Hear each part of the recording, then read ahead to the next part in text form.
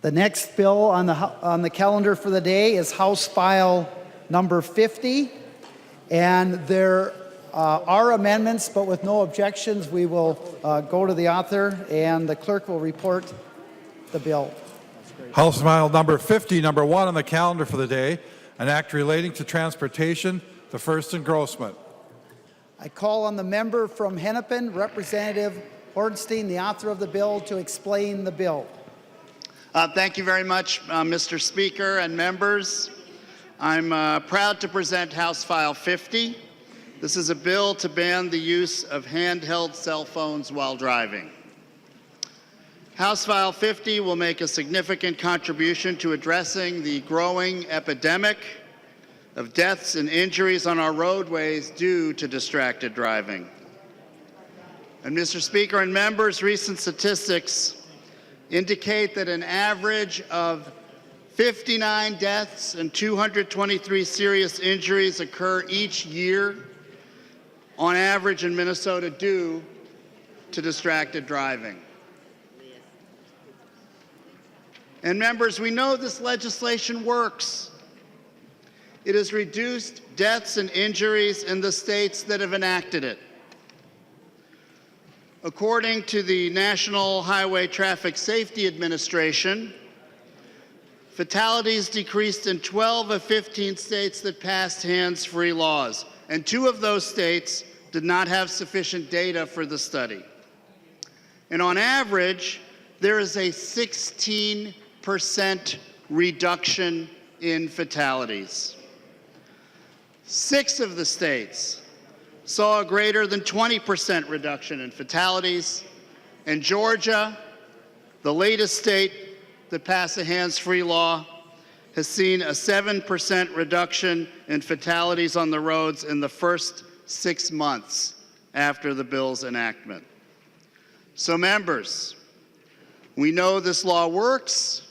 We know this law will save lives.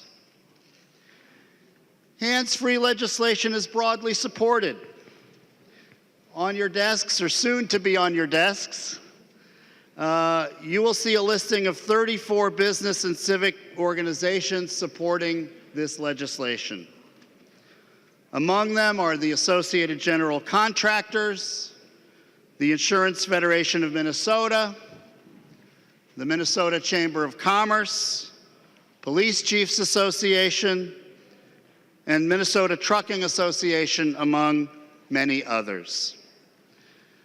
The Star Tribune poll in 2017 indicated 79% support for this type of approach, and other polls and other media outlets have reported similar data. And there's a particular group of supporters that I want to recognize who've worked so hard to advance this bill over many, many years. And we have advanced this bill to the House floor for the first time. These are the families of those who have lost loved ones to the scourge of distracted driving. They have come to every committee meeting. Their courageous and heart-wrenching testimony has made a tremendous difference in driving home the urgency of passing this bill. Some of the families are here in the gallery, and I want to thank them for their advocacy.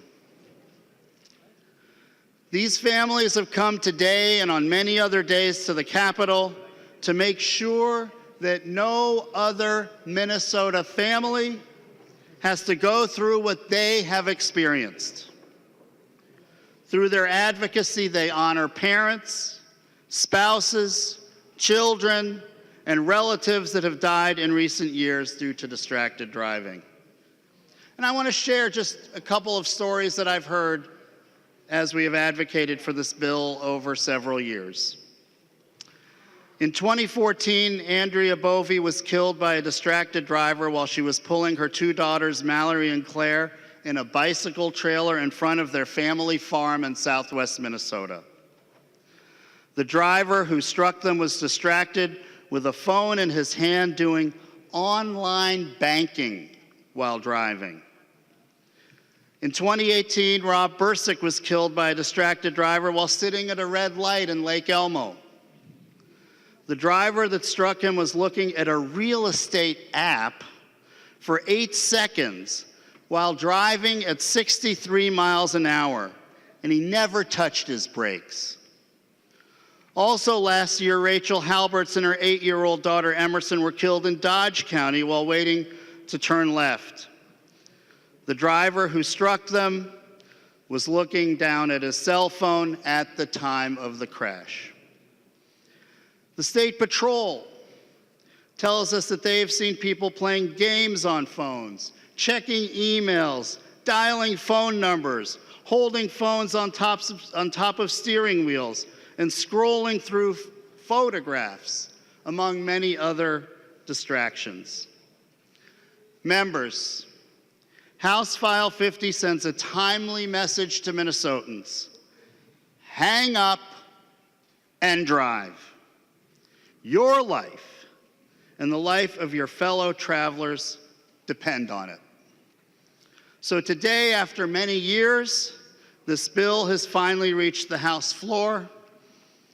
I ask for your support, and I look forward to our discussion on the floor today.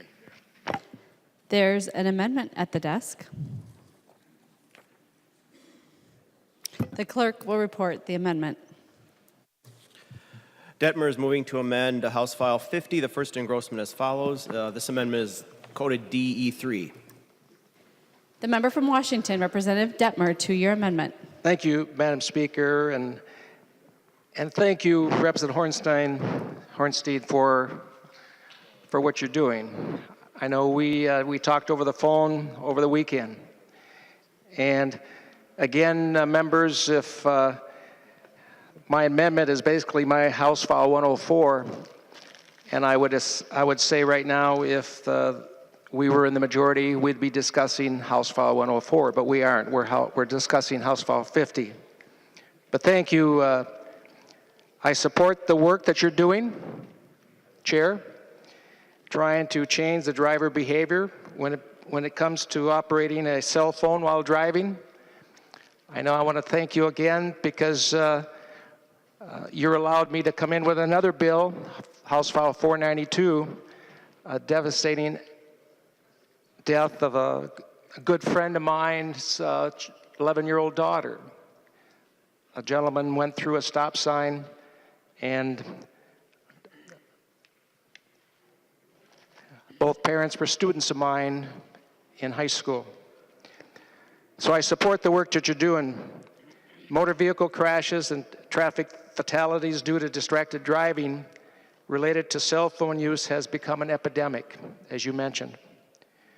In a letter supporting the bill last biennium, then Governor Dayton cited that there was an 18% increase in distracted driving fatalities between 2014 and 2015. 1 in 4 crashes involving distracted driving. 1 in 5 traffic fatalities involved distracted driving.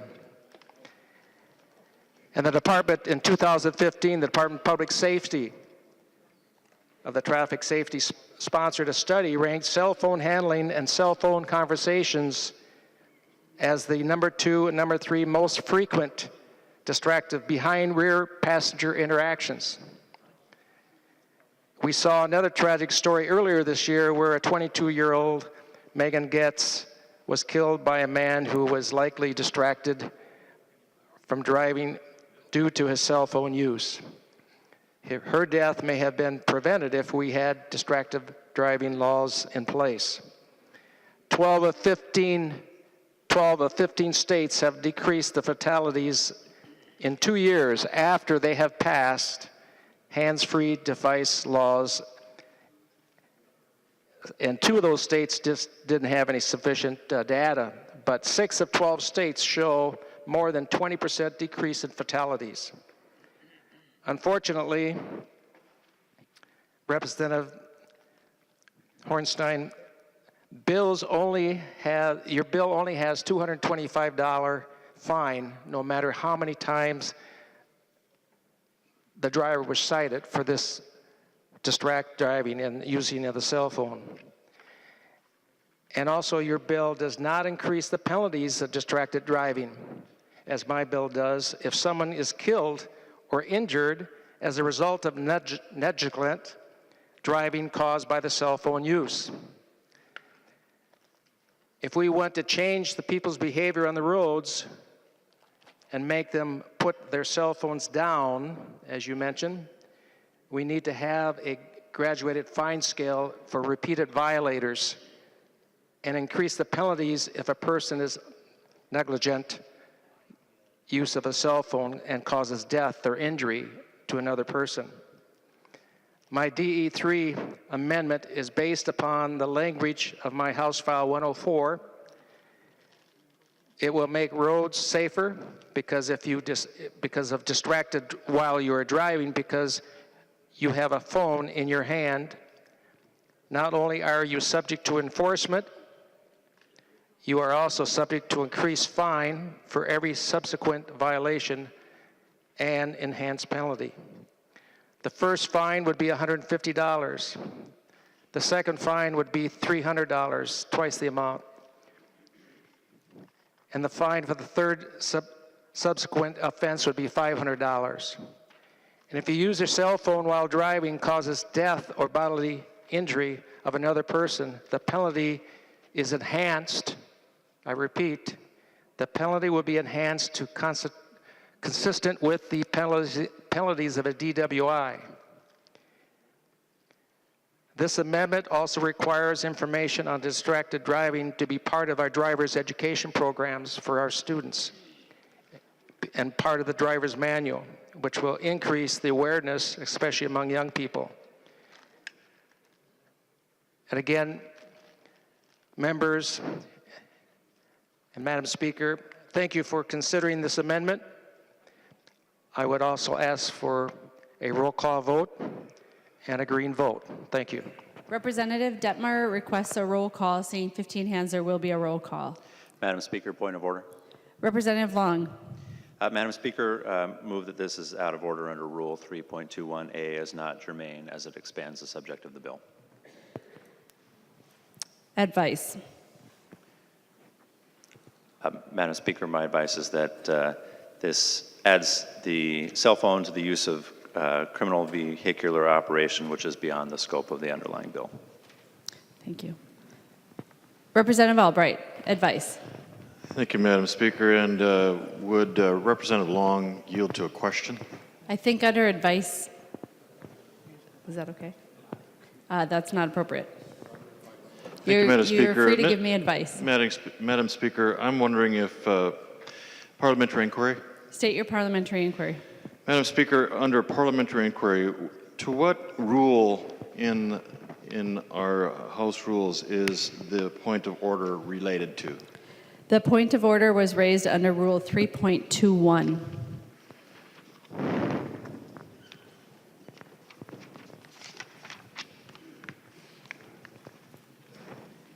Motions and propositions must be germane.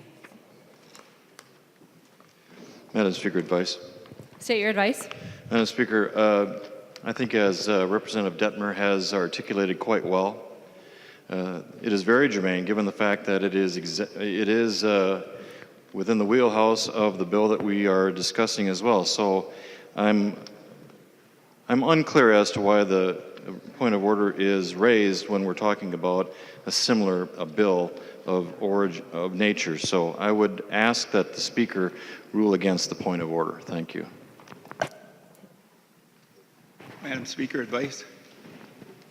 Madam Speaker, advice. Hold on just a minute. I'm going to confer with the clerk.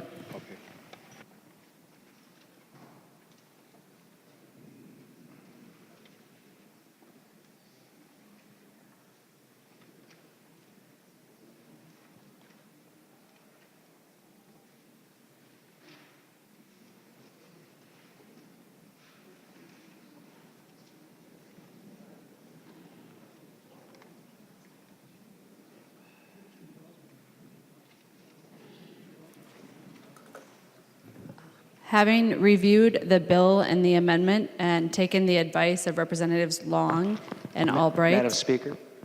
Representative Detmer, I don't have to take all the advice that's offered, just enough to make a decision. And I made the decision that the point of order is well taken. Representative Detmer. Madam Speaker, I would like to appeal the rule of the Speaker. By the way, is this the first time I've ever did done you- that, Madam Speaker? Did you want a roll call on that, Representative? Yes, I would like to have a roll Detmer? call. Representative Detmer would like to appeal the ruling of the Speaker and request a roll call. Are there 15 hands? Seeing 15 hands, there will be a roll call. Discussion on the appeal of the ruling of the Speaker. Representative Pinto. Thank you, Madam Speaker. So advice to the body? Advice to the body. So members, the question is germaneness. The question is the delete all substantially, does it substantially change the scope or purpose of the bill? And of course, it does if you simply take a look at it. We're adding criminal penalties, a number of provisions. It relates to different sections of law, adding sections relating to the criminal code, and certainly would require a major change to the title. This is a case where you've got this relatively simple House 50 and then being replaced right on top of it a number of additional provisions that in fact would substantially change the scope and adding these criminal provisions and everything else. So members, I would urge you to support the ruling of the Speaker. Thank you. Advice to the body. Representative Gruenhagen. Oh, thank you, Madam Speaker. The advice, just looking at the bill in Section 5, lines 5.1, 5.2, it clearly talks about operating a cell phone or electronic device. Also down in 5.3, 5.31, operating a cell phone or electronic device in a negligent manner, Madam Speaker and members. Clearly, this is germane. It's just a different approach to how to deal with distracted driving. I personally believe it's a better approach. But Madam Speaker, I'd urge you to, or I'd urge members to vote to override the Speaker's decision. Thank you, members. Representative Detmer. Yeah, thank you, Madam Speaker. And if you take a look at the sections, we're at 169.475 in the DE3, and we're at 169.011. So we're in the same area of the law. So my question is, please take my advice. Thank you. And I would like to withdraw the roll call. Representative Detmer withdraws the roll call. The question before the body is, shall the decision of the Speaker stand as the judgment of the House? A yes or a green vote supports the ruling of the Speaker. A no or red vote goes against the ruling of the Speaker.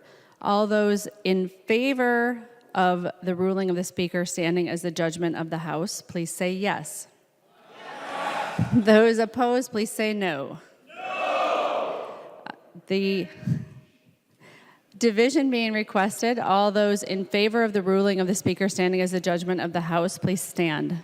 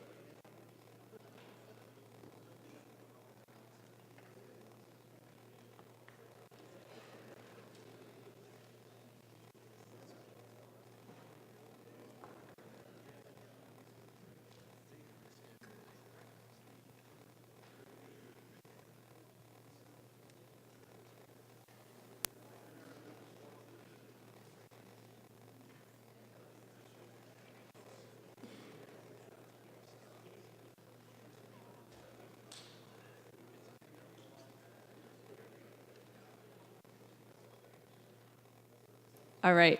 Those who, thank you, Representative Dowd. Those who would oppose the ruling of the Speaker, please stand. You can't vote twice, Representative Dowd.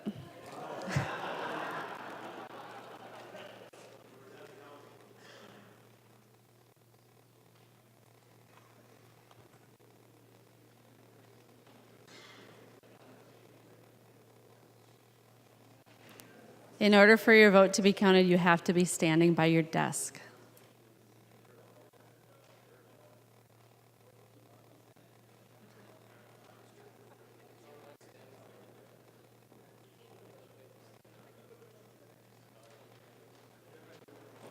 There being 62 votes in favor of the judgment of the Speaker and 49 opposed, the judgment of the House is that the decision of the Speaker shall stand. There's another amendment at the desk. The clerk will report the amendment. Munson moves to amend House File Number 50, the first engrossment as follows. The amendment is coded A19-0225. Representative Munson, to your 225 amendment. Thank you, Madam Speaker and members. Thank you, Representative Hornstein, for bringing this bill forward.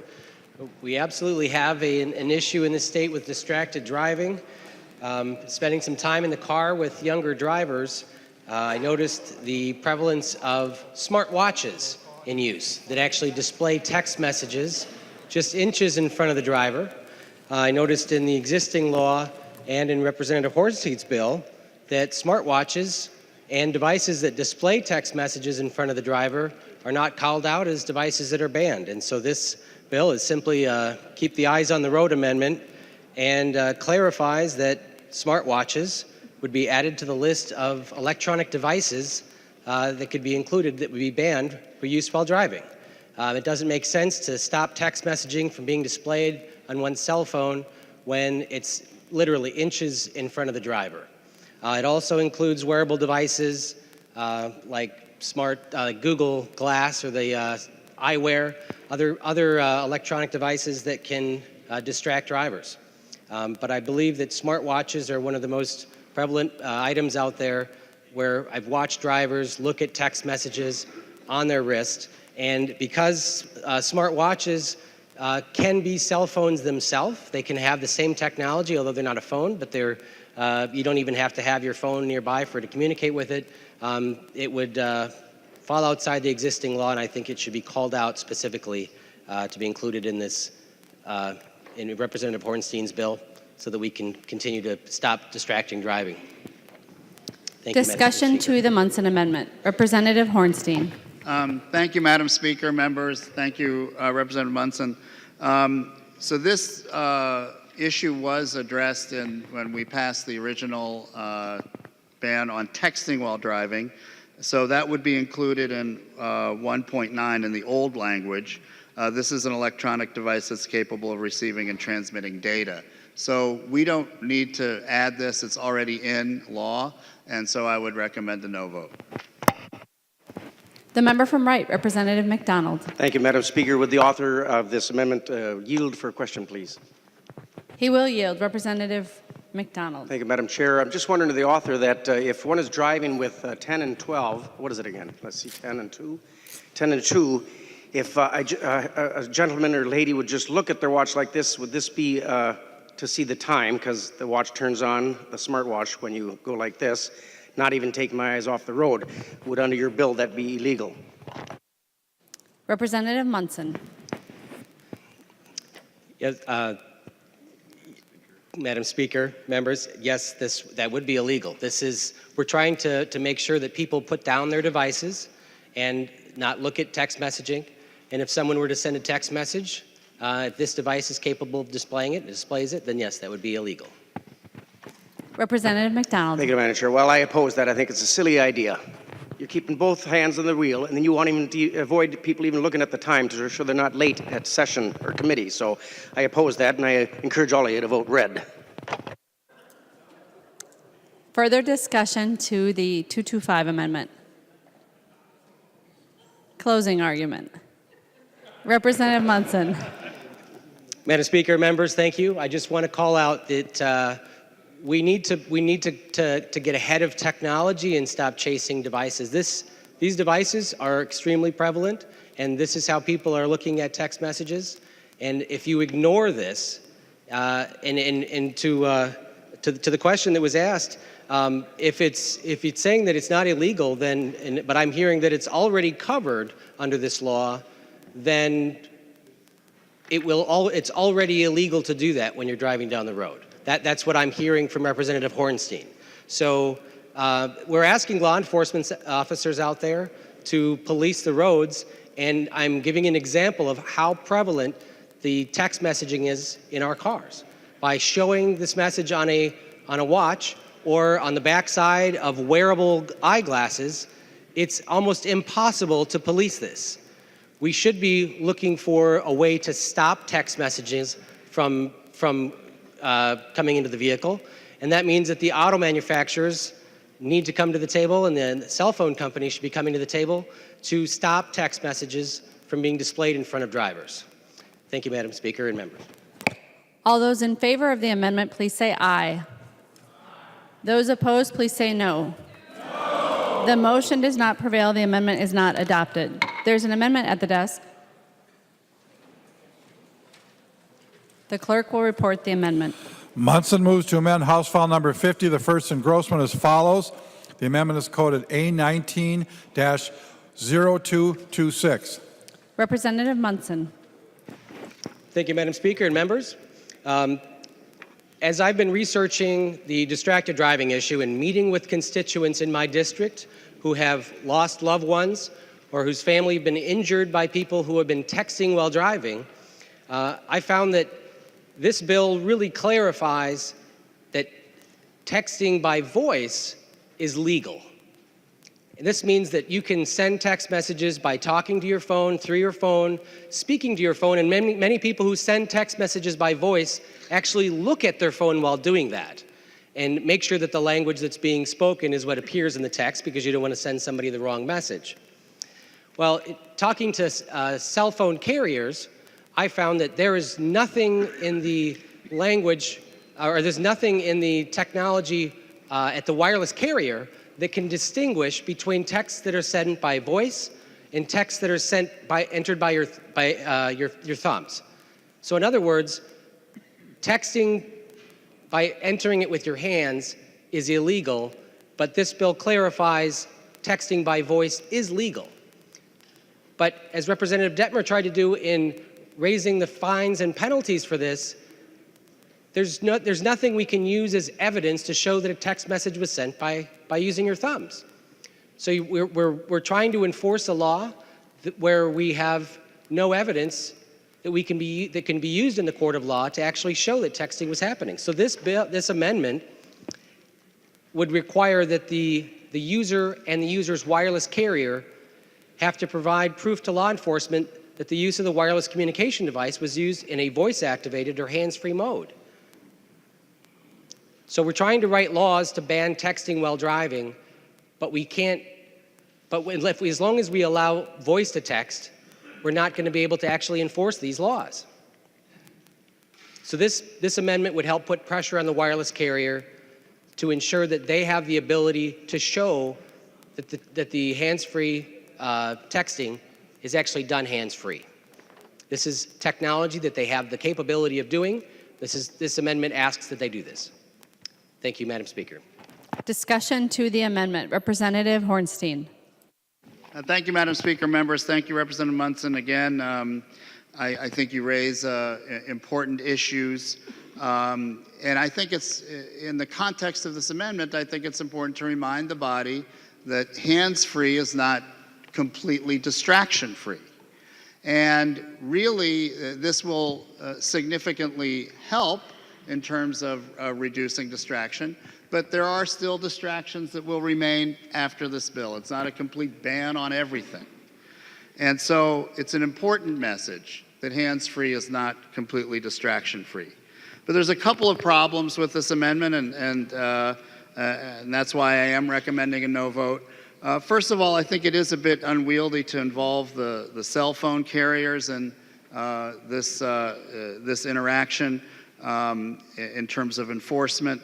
And what the safety experts are telling us is that phone forensics can tell how the phone is being used. And this is what we hear from law enforcement, research papers, and from people developing something called a textilizer in New York State, similar to sort of a breathalyzer that we use in assessing drunk driving.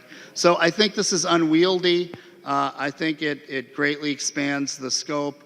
We want to have a stepwise, moderate approach to addressing this issue, and that's why I would recommend a no vote. Further discussion to the amendment. Representative Pinto. Thank you, Madam Speaker, and I rise as well in opposition to the amendment. I want to point out that I heard Representative Munson say that when he talked to carriers, there was nothing that could distinguish between texting by voice and texting by hands. This would essentially destroy the exception altogether, because this would require that both the user, both the driver and the carrier, have to provide proof to law enforcement, voice activated, et cetera, except that it seems like what he's saying is that actually that couldn't be done in any case, and that the hope is to be putting pressure on the carriers. Look, the way the exception is written is if you're driving and you're operating a cell phone, but it's in voice activated or hands-free mode, then the exception applies, and then there's no fine at that point. And of course, it's the driver's responsibility to show that that's the case. If the proof is shown, if the driver can show that, then the matter should be over. And I guess I really don't understand how it can be, I'm not sure if the idea is to be calling T-Mobile or contacting them from the roadside. It says provide proof to law enforcement, but then we talk about evidence in a court of law. Is it to law enforcement? Is it to the courts? It's written in a way that, in my view, really doesn't work and pulls in the wireless carrier in a way that is unnecessary, is extremely burdensome, and there's no need for it, and would destroy the exception. I urge members to oppose. Thank you, Madam Speaker. Further discussion. Representative Munson.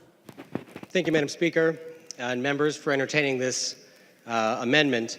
I passed out a sheet earlier that shows the level of distraction for hands-free cell phone use, handheld cell phone use, and then also speech-to-text, sending a message by using your simple voice. We're here today to ban handheld cell phone use in cars, but voice-to-text is extremely distracting compared to handheld cell phone use. And that's what I want to call out today, is that we're not doing anything to curb this growing trend in vehicles. And lawmakers in California recently tried to ban hands-free texting, and it was the automotive industry that shut this down, like the group here that's supporting your bill, the Minnesota Automobile Dealers Association. They make a lot of money selling these infotainment systems that are built into vehicles, thousands of dollars upselling customers. And under your bill, it is still legal to create Facebook updates, Twitter updates, to receive and compose emails while barreling down the road. That is a distraction that this bill does not address. And that's a distraction that a lot of constituents in my district are concerned about. It's not just texting with your thumbs, it's being distracted at the wheel. And you mentioned that hands-free is not distraction-free, but when it's specifically called out in the law as being exempt from distracted driving, it teaches our children that it's okay to text while driving as long as you do it by talking instead of using your thumbs. It's okay to send a message by voice in a construction zone or a school zone or driving through a neighborhood on Halloween because you've called it out specifically as an exemption to this. And I have concerns that we're not addressing the real underlying problem with this bill. Thank you, Madam Speaker. Those in favor of the amendment, please say aye. Those opposed to the amendment, please say no. The motion does not prevail. The amendment is not adopted. There's an amendment at the desk. The clerk will report the amendment. Torkelson moves to amend House File Number 50, the first engrossment as follows, and the amendment is coded A10. The member from Brown, Representative Torkelson. Thank you, Madam Speaker, and thank you, Representative Hornstein, for bringing this important bill to the House floor. However, there was an addition to it after it left transportation, and that's the addition of a study that is much broader than the base of this bill. This bill should be about distracted driving. It is about distracted driving at its core, but the study that's required as part of this bill goes well beyond distracted driving and changes the scope of the bill fairly dramatically, in my opinion. And really is unnecessary when it comes to the work that needs to be done to convince drivers across the state of Minnesota that distracted driving is a bad idea. The amendment is a simple one, Madam Speaker and members. It merely deletes Section 3 of the bill. There is an amendment to the amendment. The clerk will report the amendment. Johnson moves to amend the Torkelson Amendment to House File number 50, the first engrossment as follows, and the amendment to the amendment is coded A16. Representative Johnson. Madam Speaker, members, this amendment puts the appropriation back in the bill that the original amendment takes out. It puts $250,000, instead of going to a study, goes to grants. Grants for lower income people to try to be able to still use their phones in a legal way. I don't know how many of you are aware of the average age of a vehicle in Minnesota. The average age is 12 years old. That's from the autoalliance.org. I also saw the same information on the AAA website. 12 years old. Now, if you back that up, that makes a vehicle 2006 is the average age of a vehicle. 2010, they started actually putting Bluetooth and sync equipment was starting to get common on a car. You could actually order it on most models. 2014, it started becoming standard equipment in vehicles. And today, only 86% of the vehicles have Bluetooth or sync capability. This bill allows grants for low income who have those older cars, who cannot afford the equipment to get them in their vehicle so they don't get tickets for using their phone because they might need to. Or for just looking at your phone and seeing what time it is, you'll get a ticket. Now, I know how expensive it is. I actually been trying an experiment. I bought 3 different types of deals to try to get to one touch. I can get it down to 4, I cannot get to 1. So I looked up on my $3,000 car that I just purchased about a month ago to how much it would cost to make it get the sync installed. Between all the parts I have to buy, without labor, it's $1,000 to get it Bluetooth capable or sync capable to be able to use the vehicle in a one-touch mode. But what I did, the cheaper stuff I did buy, it works fine down here in the metro area. But when you get out to greater Minnesota, we don't even have LTE. If you don't have LTE, Siri doesn't work. If you don't have Siri, your one-touch doesn't work on your phone even. But this amendment to the amendment gives an opportunity for the lower income people to have an opportunity to, especially those in the metro, to be able to use their phone in emergency if they need to. The member from Ramsey, Representative Becker-Finn. Thank you, Madam Speaker. I rise to a point of order under 3.21B. An amendment to amendment on the House floor must relate only to the primary amendment without introducing any new subject. I find that point of order well taken. To the underlying amendment, discussion. Representative Miller. Thank you, Madam Speaker.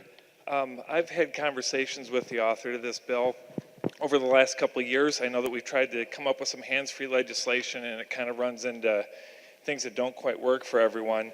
And I commend the author on this in that this one actually probably takes a good step. And so I've been relatively supportive of it. But one of the challenges that we have, members, is that we go back and what do the people back home get really irritated by? We don't always do what we say what we do. And I have a problem with Section 3 in that it adds on to something when the author originally intended to do something good with the hands-free bill.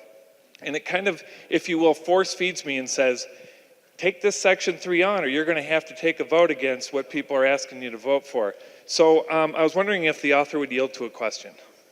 He will yield. Representative Miller. Thank you, Madam Speaker. Representative Hornstein, I may have missed it in your initial conversation on this bill, but can you give me the reasons behind why you decided that Section 3 was important to this bill and why it needed to be added. Representative Hornstein. Thank you, Madam Speaker, Representative Miller, members. You know, in our committee process, we allow a variety of committees and members to weigh in on these issues. And I was very appreciative that several members of the Public Safety Committee raised the issue of if there's increased enforcement and increased traffic stops, would there be additional profiling?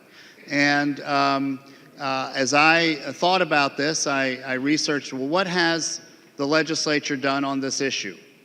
And back in 2001, when Governor Pawlenty was the majority leader and Steve Sviggum was the speaker, on a bipartisan basis, the legislature decided to do a traffic stop study and contracted with the University of Minnesota on it. Many law enforcement agencies voluntarily around the state participated in this, and you know, we were able to get some important data. And what's happened since 2003, we've had 3 and possibly 4, if this bill gets signed into law, significant changes in traffic laws. We had the .08 situation. We've had, in addition to that, primary seatbelt. We've had the texting law, and now this. And so I believe there is an important nexus as we potentially pass this new law with that original study that the legislature did. And so as we discussed this in the Public Safety Committee and with members of Public Safety, this was an approach that I think is very timely and very important for many people. And this study is not terribly controversial. We listened to some of the suggestions in public safety from particularly Representative Grossell, Representative O'Neill, and now we have a third party. There's several different entities at the U of M that can do this study, and I think there's definitely a nexus between what we're doing today and some of the data that we can get. And finally, Representative Miller, this is something that law enforcement in Minneapolis and St. Paul are already doing. I think other agencies will be doing this as well.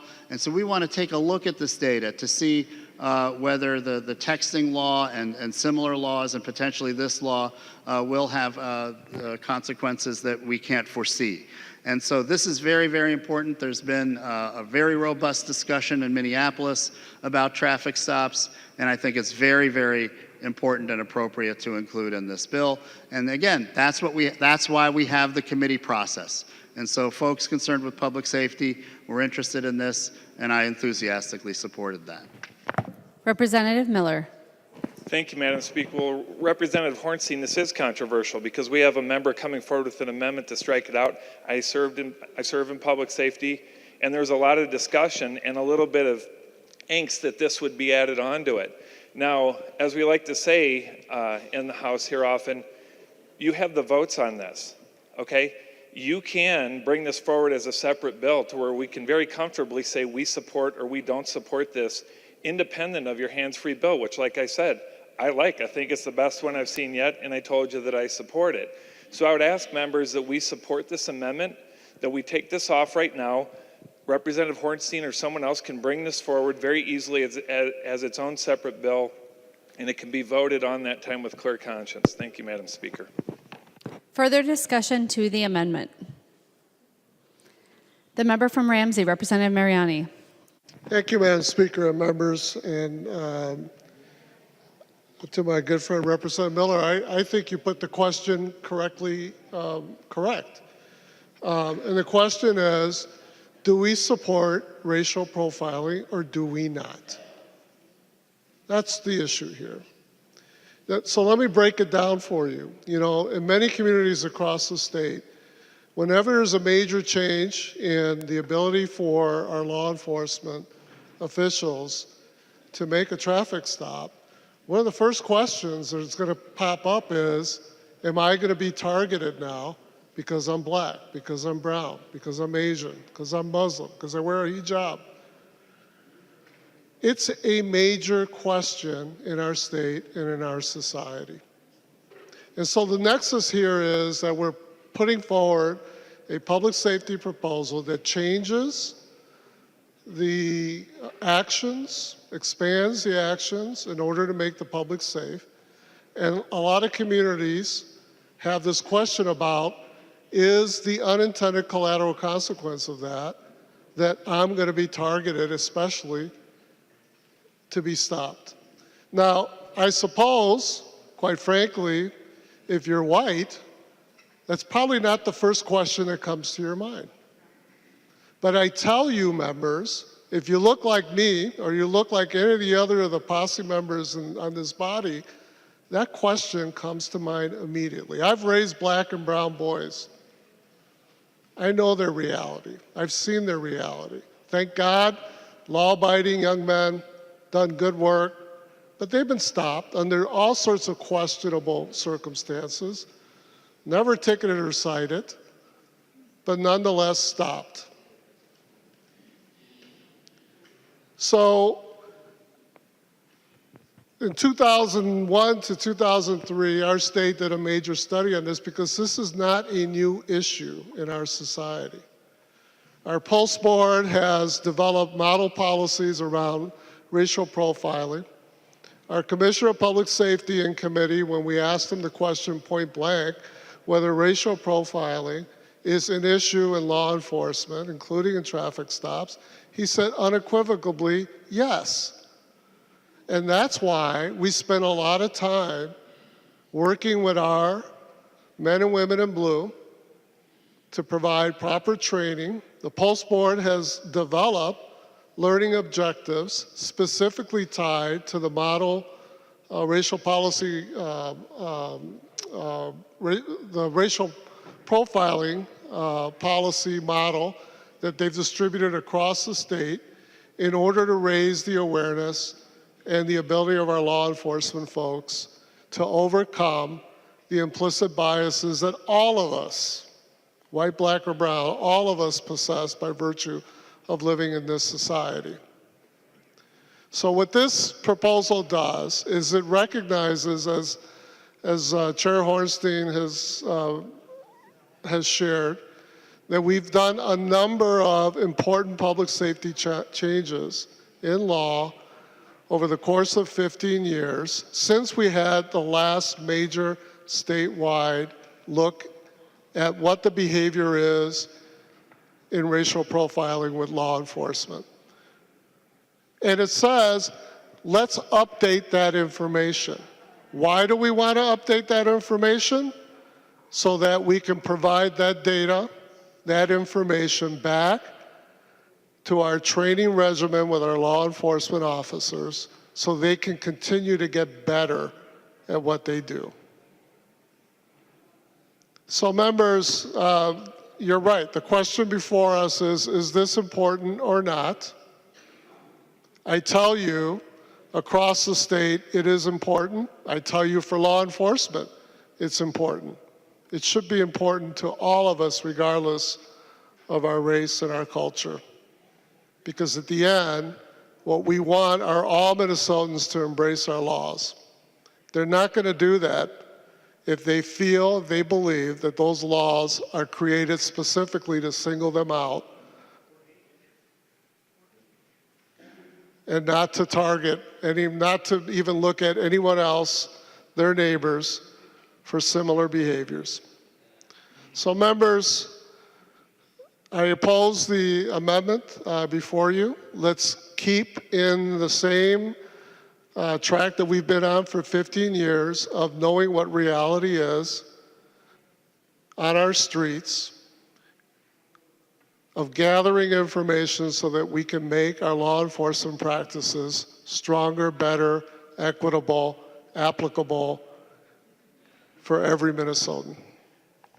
The member from Hennepin, Representative Dean.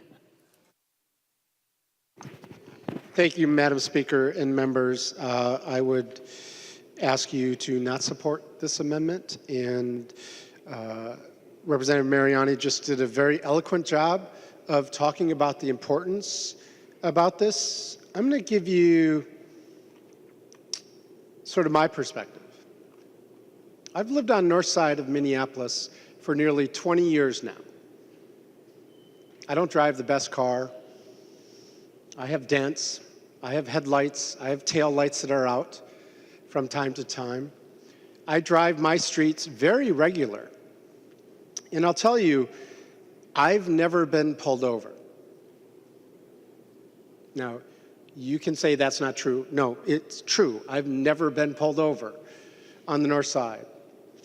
And nearly, and I mean nearly, like 99% of the time I've seen individuals pulled over, it's been someone that doesn't look like me. It's a person of color. Now, you might easily say, well, you know, obviously they're doing something wrong to break the law. I mentioned to you that I've had headlights out. I've had tail lights out. I've had things that I'm driving where an equipment pullover would be reasonable to do with me in my car. But that has never happened to me. Now, I don't know how many of you are statistical majors over there, but I'm guessing if we did a nice curve, we would see that I should have been pulled over at minimum once, if not 3 or 4 times. So we know that law enforcement in certain communities, I'm not going to say everywhere, have a higher propensity of pulling people over. And what we need to make sure is that we put in place a continuation or renewal of the study that was put in place 16 years ago,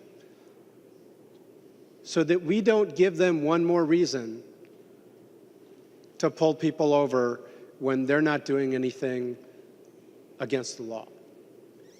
So I would ask that members not support this amendment. I think that this bill is a great bill moving forward, and I want to thank you, Madam Speaker, and members of the caucus.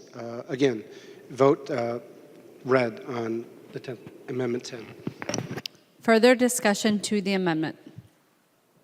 Representative Lucero. Thank you, Madam Speaker, and I am wondering if the bill author, Chair Hornstein, would yield for a few questions. He will yield. Representative Lucero. Thank you, Madam Speaker and Chair Hornstein. So we heard this bill in committee, and this topic was part of a lengthy discussion, as Representative Miller had mentioned, but the language has changed significantly since I last saw it in public safety. So I just want to ask a few clarifying questions. So the first I see on line 3.11, there's $250,000 appropriated, and then on line 3.16, it involves traffic law changes since 2003. My first question is, can you help us understand, since I haven't seen this language yet, help the body understand where did the 250 come from, why 250, nothing less and not more, and why 2003 coming forward? Representative Hornstein. Thank you, Madam Speaker. Representative Lucero. As you'll recall, in public safety, there was a lot of concern regarding the original proposal for a study. I think we had a very limited time period. Only the State Patrol was going to be doing it. Representative Nash had raised issues around, MNLARs and data and whether DPS could really pull this off. And I thought Representative Grossell and Representative O'Neill had raised some very good points and questions. And so I thought about it moving forward, because we had to go to the Judiciary and Committee, Representative Lesch's committee after that.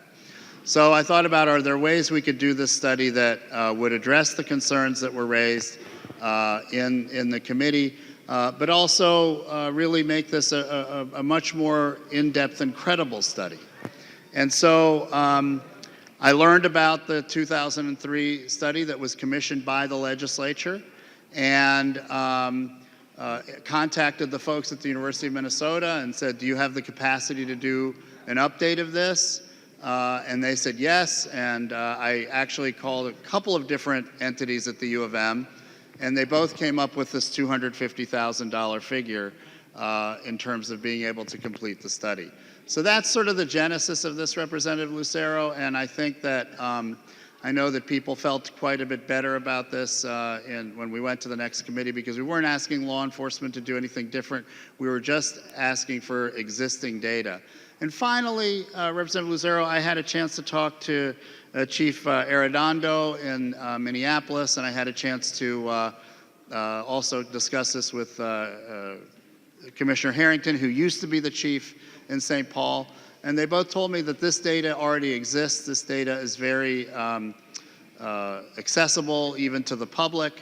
And so we don't really have to get into all sorts of issues that we would have gotten into with data the first time around. Representative Lucero. Thank you, Madam Chair, and if the author would continue to yield. I'm sorry, the author of the bill would continue to yield. The author of the bill will continue to yield. Representative Lucero. Thank you, Madam Speaker. So when I look at line 3.27, shall coordinate with local law enforcement agencies and the State Patrol, and as the chair mentioned, it was initially just State Patrol, but now it's expanded to local law enforcement agencies. What is the intended scope? As I read the language, I don't see a definition from what local law enforcement agencies mean or how that would potentially be spread out across the state. So does that mean data from all 87 sheriff's departments? Does that mean a representative example from or sample from local law enforcement across the state? Or how is this going to be, or is there any guidance on how that data might be collected from local law enforcement agencies? Representative Hornstein. Thank you, Mr. Chair, Madam Chair, and Representative Lucero. If you look at line 3.12, this is a grant to a qualified research organization. And, you know, these are questions that social scientists ask. You know, they will frame the questions based on our legislation here, but it's really up to them to figure out exactly who is being interviewed. I imagine there'll be a questionnaire of some sort that goes out to different agencies. But you know, that's really up to the qualified research organization. That's why we have that language in there. It's not up to a state agency. It's not up to us. They have done this study before. There were a number of different law enforcement organizations that were participating last time, and not all of them did, and I imagine that will be the case with this study as well. Representative Lucero. And if Chair Hornstein would continue to yield. He will. Representative Lucero. Thank you, Madam Speaker. So then when I look at lines 3.21 through 3.25, there are multiple statutory references. So section 169.475, 169.686 enacted pursuant to laws 2009, 169A.20 enacted pursuant to laws 2004, chapter 283, section 3, etc. Can you help myself and the body understand why these? I have not looked these up, but what is it about these that you're seeking to narrow or attempt to specifically call out? While I do understand that you also have language in here that says traffic laws, so it's vague, but then it provides a little bit of guidance with these specific references. So what is it about these that you're seeking? Representative Hornstein. Madam Speaker, Representative Lucero, these are major changes in traffic laws that have taken place since the study was last conducted. We passed in this period of time between 2003 and the present, the .08 alcohol issue. We passed primary seatbelt. We passed the ban on texting.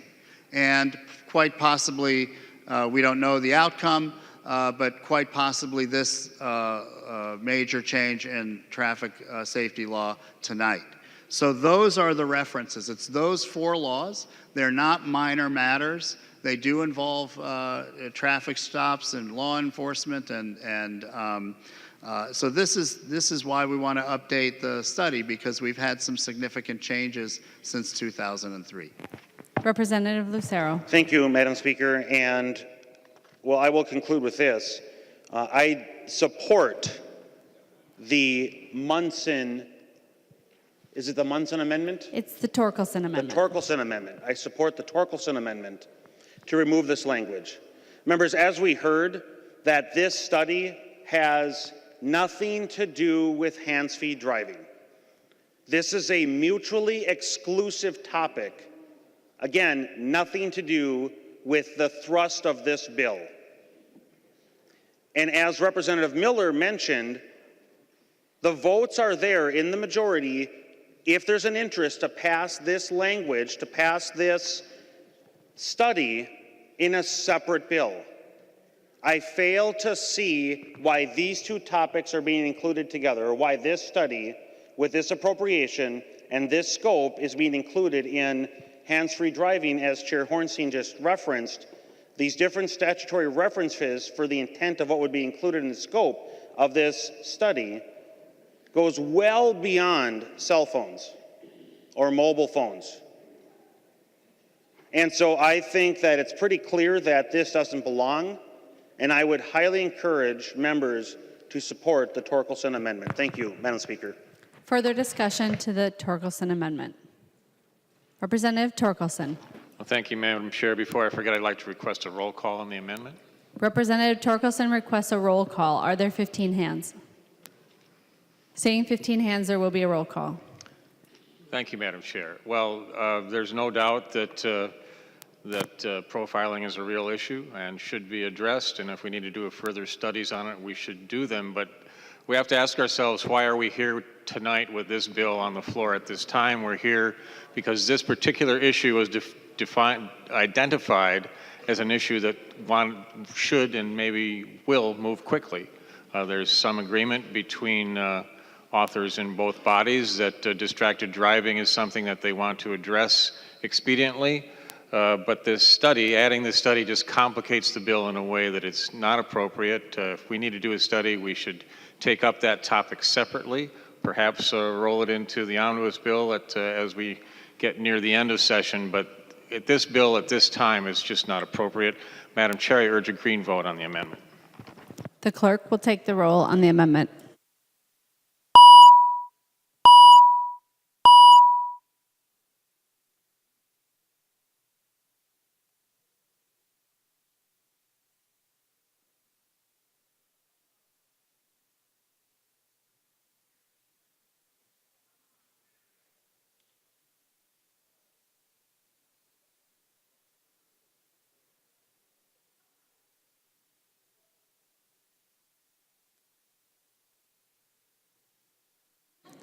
The clerk will close the roll.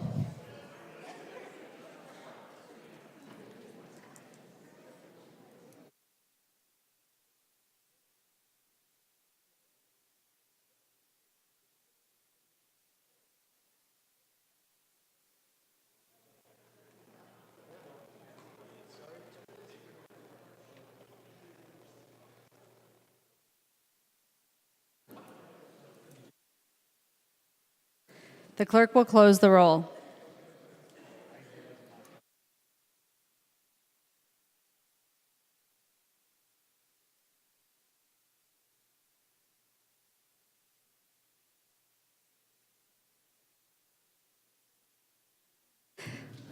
There being 54 ayes and 74 nays, the motion does not prevail. The amendment is not adopted.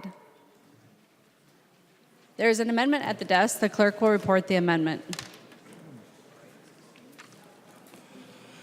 Bennett moves to amend House File Number 50, the first engrossment, as follows, and the amendment is coded A11. Representative Bennett. Thank you, Madam Speaker. Thank you, members. Members, I think you're going to need to call me the Sunset Lady or something, right, tonight, because I have another bill that has, or another amendment that has to do with a sunset. And before I go into my amendment, I just want to say I very much support Representative Hornstein's bill. It's a good bill. I believe it will be effective in reducing many deaths. And I also want to say I'm doing this in honor of my teacher friend Mary Jo back home in Albert Lea, who lost her dad to a texting and driving accident. He was standing by the side of his road by his mailbox and got hit by a driver who was texting, and he was killed. I'm also doing this in honor of the Harbert family, who are also in my district, a little on the eastern side of my district, where that family was rear-ended by a gentleman who was on a banking app going 60 miles an hour. And the mother was killed, the 8-year-old daughter was killed, and the young son was gravely injured. And there are many, many other stories like that that I believe it's time to do something. But what this amendment does is what I think is common sense. And as I said in the last bill with my amendment for a sunset, I do believe we need to do a better job of circling back as a legislature and making sure that the laws that we put into effect are working and are doing what they were intended to do.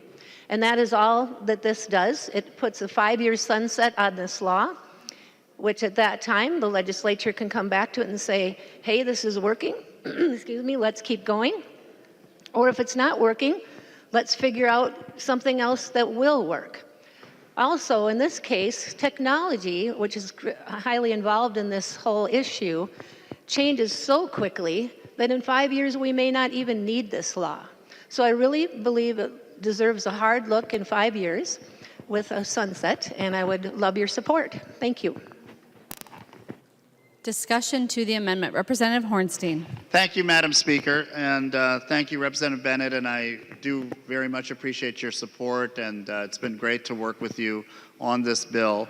I would oppose the amendment. I think that these laws have been on the books in many of the other states for more than 5 years.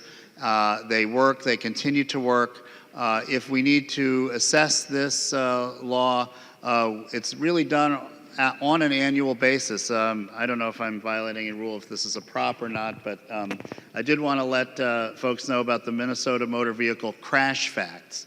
This is something that the Department of Public Safety puts out every year, and they will have all the data that you're looking for in this on an annual basis. And so any adjustments that need to be made can be made. This bill is at its core an update of the texting law. If we need to update this law at any time, we can do that.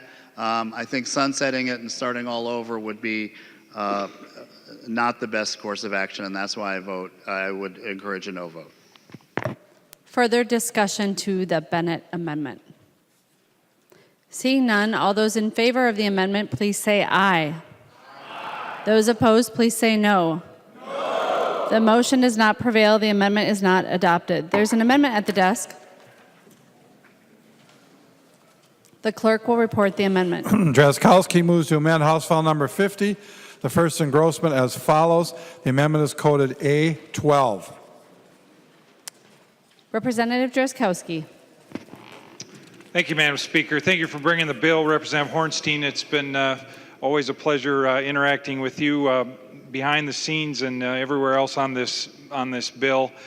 The intent of the bill seems to be to focus on distracted driving, and Representative Hornstein in his bill really carves out one specific area dealing with cell phone use. And I don't know in terms of the underlying bill how effective it is or not, but I wanted to bring with this amendment, and by the way, members, I call this the Grandma and Fluffy Amendment because everybody loves Grandma and everybody loves Fluffy. And unfortunately, sometimes Fluffy is on Grandma's lap when she's riding in the car. And members, I've heard from constituents that have observed this behavior, this distracted driving behavior, and their concern for the safety around it. I've heard from law enforcement, and I've heard from paramedics, first responders who have found Grandma and Fluffy at the other end. And not only does it sometimes not turn out good for Grandma and Fluffy, but sometimes when it does turn out okay for them, it may not turn out well for somebody else along the way.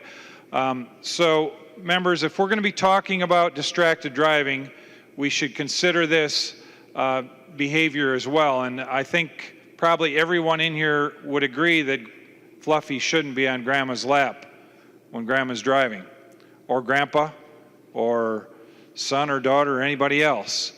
That's not what we want to have happen in motor vehicles in order to maintain a safe roadway. But members, I don't know, maybe they're going to leave it alone, but I fully expect Representative Pinto or Representative Winkler, somebody's going to say this expands the bill. And by the way, it's getting late, but I want to introduce you to Grandma and Fluffy.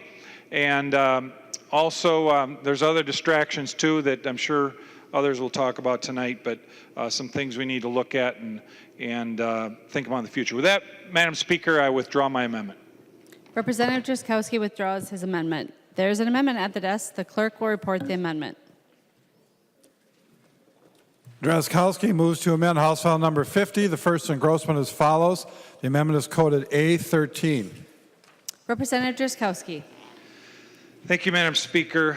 Madam Speaker, members, the bill has an exception in it specifically for people who operate emergency vehicles as part of their work. So we're talking about police officers, ambulance, firefighters, and others are exempted from this. And if members, we are going to have a bill that is going to produce fines for Minnesotans for having their hands at one point on a cell phone, why would we specifically exempt or allow people who might be traveling faster than the speed limit as part of their job? Why would we provide that exemption in the bill? It just doesn't seem to me that if we have one portion of the public out there that is operating outside of this, if we believe this is the best law, the government should be able to follow the law as well. The law enforcement folks, the firefighters, the EMTs and others, sometimes volunteers, should also follow the law. So what this does is it removes the exception or exemption from the law in the bill and provides that there is not going to be double standard in this bill, and there wouldn't be a double standard in the law. Everyone will be treated the same, and that's what the amendment aims to do. Thank you, Madam Speaker. Discussion to the A13 amendment. Representative Hornstein.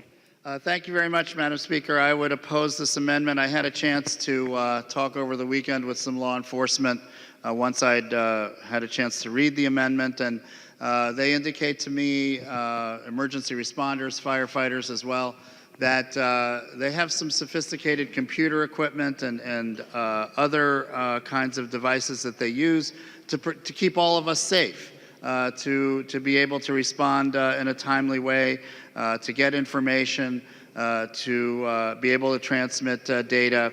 And so that's why I oppose this. This is something that they need. Apparently, also this was shared with the Sheriff's Association, the Chiefs Association. They also oppose it. I know that we also have EMTs and firefighters. I hadn't really had a chance to talk with them except for the one that we serve with. And I think uniformly they believe this is not a good idea, and that's why I oppose the amendment. The member from Dakota, Representative Hewitt.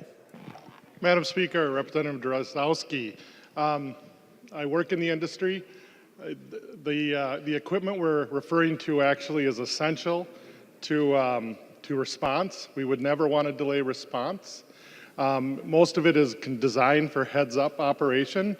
There's many times that we're on our way to a scene, particularly in law enforcement, that they do have to use the radio. The radio is always brought up to the mouth by looking straight ahead. So they're trained, and we're all trained. I've trained many ambulance people myself to keep the head up, make sure you're driving. So I think they're equipped and safe enough. However, most of the time in fire equipment or in ambulances, we have two people so they can operate the siren and the lights while the one person focuses on driving.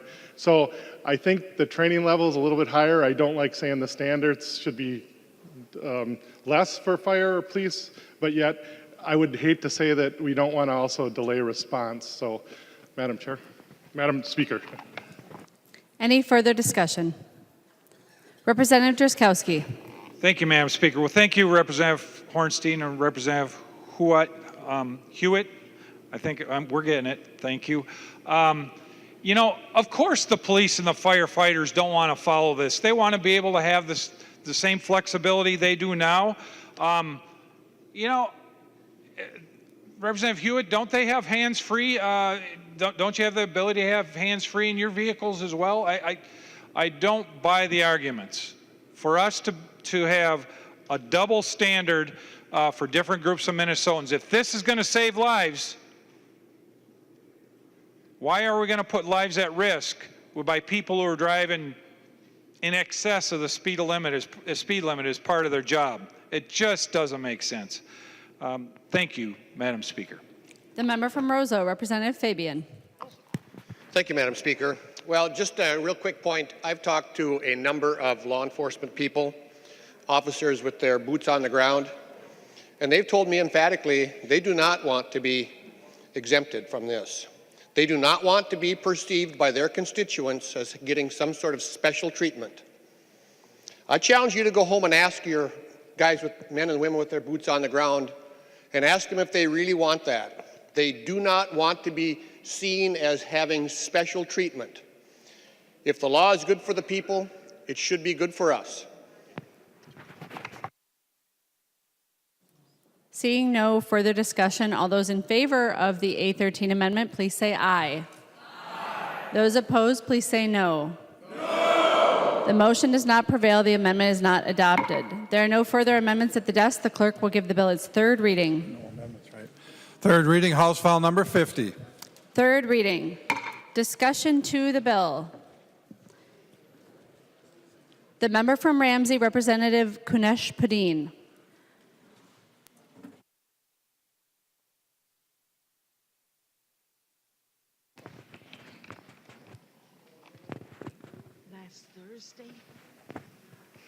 Thank you, Madam Chair.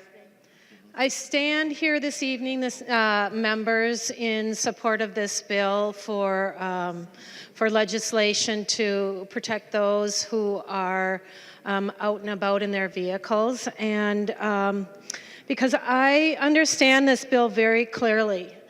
I know what it's like to lose a loved one because of a driver error.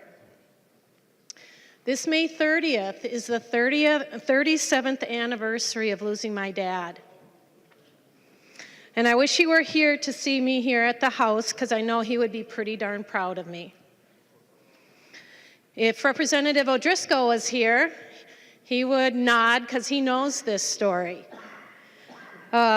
We grew up in the same town. And in fact, I lost my dad just days after Representative O'Driscoll graduated from high school, because he graduated with my brother. My brother was the valedictorian of his class, and he graduated with Representative O'Driscoll. So Representative O'Driscoll reminded me that of this a number of times as we've been working together here in the legislature. My dad lost his life on Memorial Day in 1982.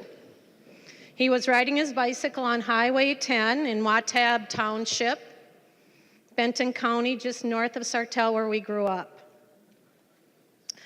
To this day, we're not exactly sure what distracted this driver. We don't know, did she fall asleep? Was there something that distracted her? What was it that caused her to veer to the side of the road on a bright, sunny day and hit my dad from behind, killing him instantly?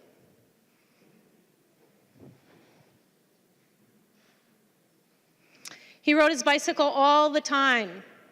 My parents could only afford one vehicle, so he left the car at home and he rode his bicycle wherever he needed to go. He was more worried about dogs running out and biting him. He was more concerned about things flying up from cars than a car hitting him. But that's what finally did it. We do know that he died instantly of a broken neck. He was just 52 years old, and he had a whole lot of life to live.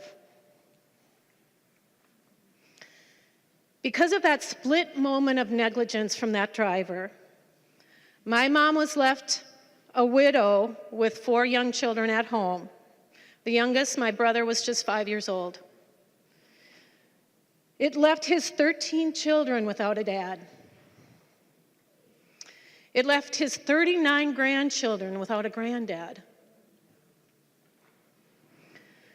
Myself and 3 of my 6 sisters never got to have him walk us down the aisle at our wedding. And my 7 brothers were left without their dad as a role model. And it has affected my family in ways you can't even imagine for all these years. And it wasn't just my family that lost this very special person, my dad. He was an extremely active member of the community. He was an instructor at the state reformatory, but he made us call it Greystone College instead of the reformatory. He was the city attorney in St. Cloud for 5 years. He was the director of Rural Crime and Justice Institute out at St. John's University. He worked on the Youth Conservation Commission, which is a statewide parole board for juveniles. He was president of the Stearns, Benton, and Mille Lacs Lake Bar Association. And again, as Representative O'Driscoll liked to remind me, he founded the Republican Party caucus in Sartell and was chair and precinct caucus for 12 or more years. He was on the St. Cloud Human Rights Commission for 6 years. He taught CCD religion classes at St. Francis Xavier Catholic Church. He was a Boy Scout leader. He volunteered at the St. Cloud Area Legal Services and Legal Aid. And he did so much pro bono work for our Native American communities. He was the board of directors for Catholic Charities. According to the Minnesota Department of Public Safety, last year 7,357 drivers were cited for texting and driving. Nearly 23% increase since 2016. Distracted driving is a contributing factor in 1 in 5 crashes. It results in an average of 53 deaths and 260 serious injuries every year. Distracted driving is now the 4th leading cause of crashes, causing serious injuries and death. Death is forever,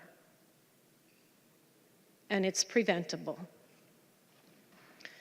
Members, in our Minnesota Constitution, it states that the government is instituted for the security, benefit, and protection of the people.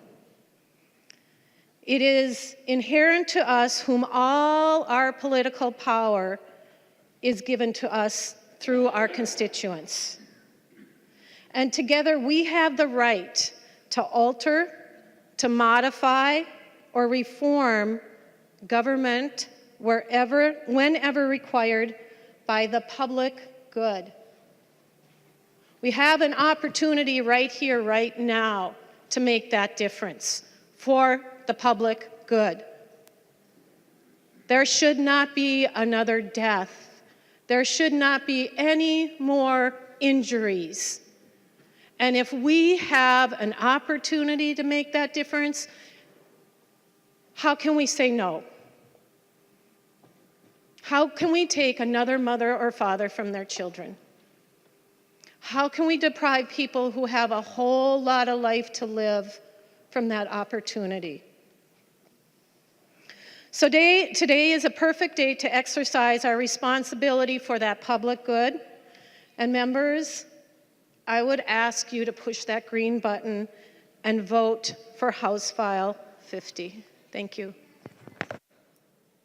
The member from Wright, Representative Lucero. Thank you, Madam Speaker, and I have a few additional questions for Chair Hornstein if he's willing to yield. He's willing to yield. Representative Lucero. Thank you, Madam Speaker.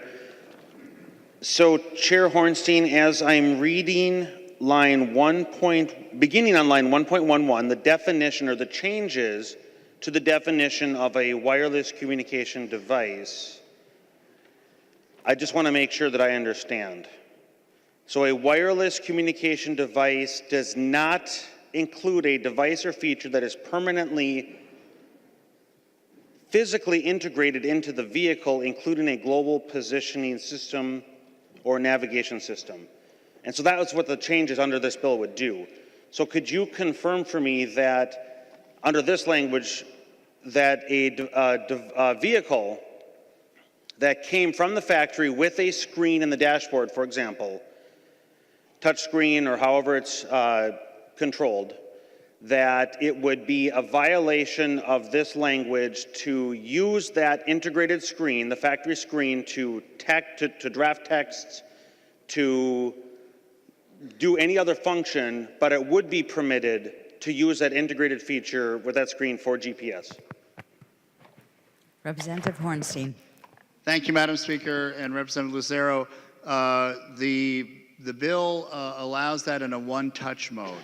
So you can use the screen in a one-touch mode, and that GPS would be allowed in that mode. Representative Lucero.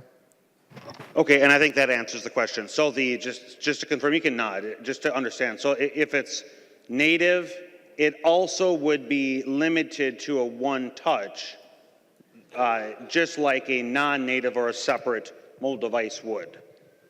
And you're asking Representative Hornstein to yield. Well, he Correct? shook his head yes, in confirming my understanding. So thank you, Madam Speaker. Very good. Representative Hornstein. So you.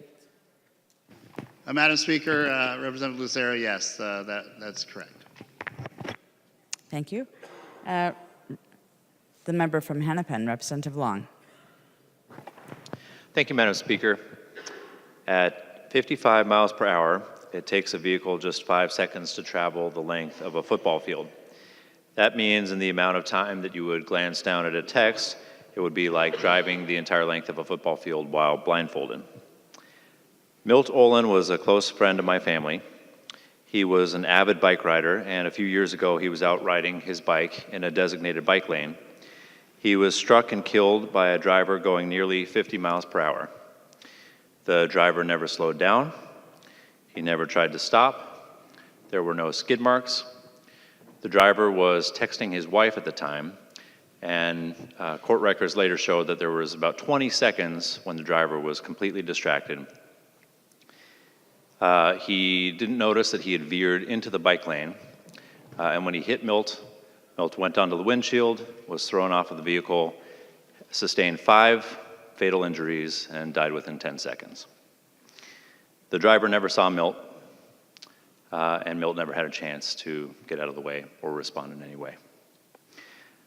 We've heard some really powerful personal stories in committee from families who've been affected by distracted driving, by specifically texting while driving. And I just want to thank all those who have come forward to tell their personal stories, including those who are here in the gallery with us tonight. I also want to thank Representative Hornstein for his sustained leadership over many years on distracted driving. We must act now, and I hope that today we'll take a meaningful step to protect folks like Milt from distracted driving and from texting while driving, because this is lethal. We know how many people it kills in Minnesota and around the country, so I hope we act tonight. The member from Washington, Representative Detmer. Thank you, Madam Speaker. And again, thank you, Representative Hornstein, that you're putting this together. And I know that as you go to conference committee, you'll probably come back with a better bill, because I know there's other bills out there that, including the bill that I have, that hope to get a hearing on. As I said earlier, I support your work to get the drivers to put their phones down. I think that was one of the first things you stated while they're driving. But I am disappointed that your bill does not increase the penalties for distracted driving if someone is killed or injured because of the use of their phones while they're driving.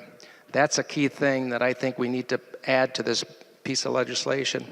And maybe in conference committee that can be done. Your bill also doesn't have a graduated fine for repeated offenders.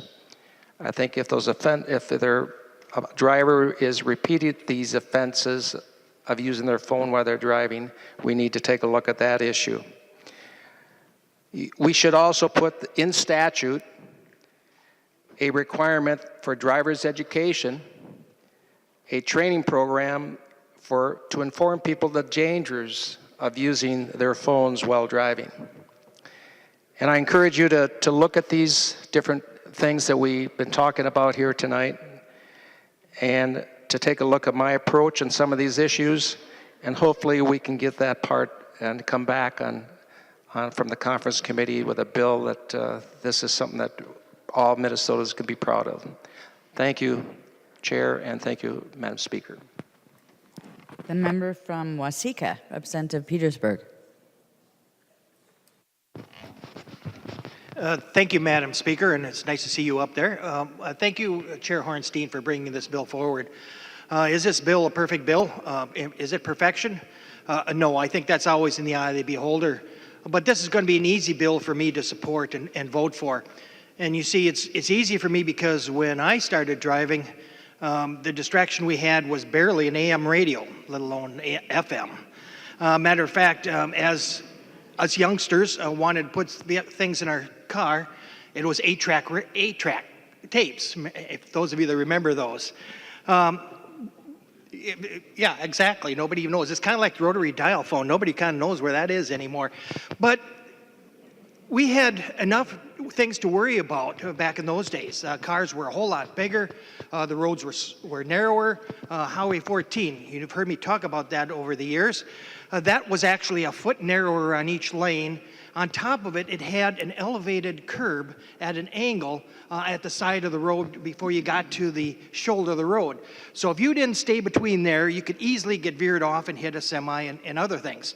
We had the big muscle cars, and we ended up with people dying for many other things other than distractions at the time. Blowout tires, too much speed, etc. So we had to pay attention. So this is a real simple one for me.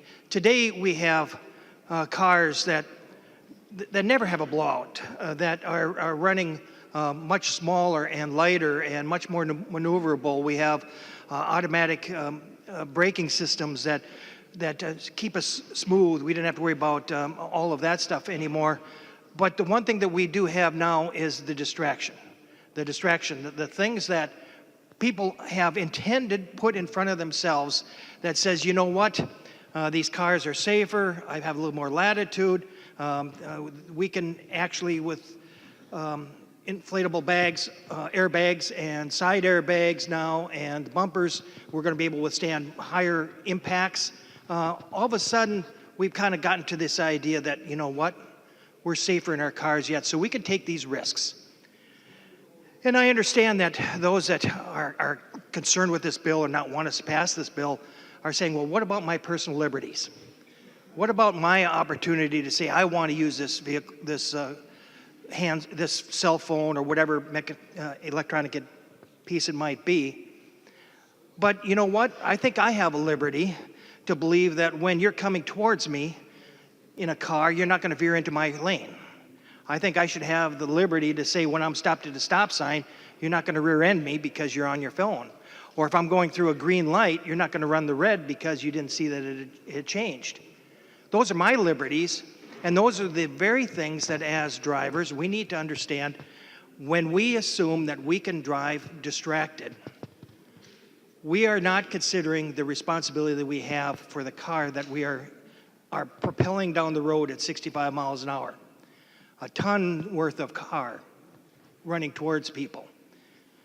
We are now, right now, because of distracted driving, we are actually killing more people on the roads than almost all other violence and other things that we're doing on the outside of the road, and yet we think that's okay for us to be distracted in driving. I don't feel that way. I believe that we really have a responsibility not only to ourselves and the people within the car, but everybody outside that car that we sometimes think is just out there and not really part of our world. The reality is that we owe them the responsibility to drive safely, to drive as much as we can without distraction. So I really support this bill. I thank you for bringing it forward. Will it improve? Oh, I'm sure it will. And if not, we'll improve it in future years. But we have to get a handle on people's idea that they can just drive with this kind of distraction and not feel that they can just do whatever they wish.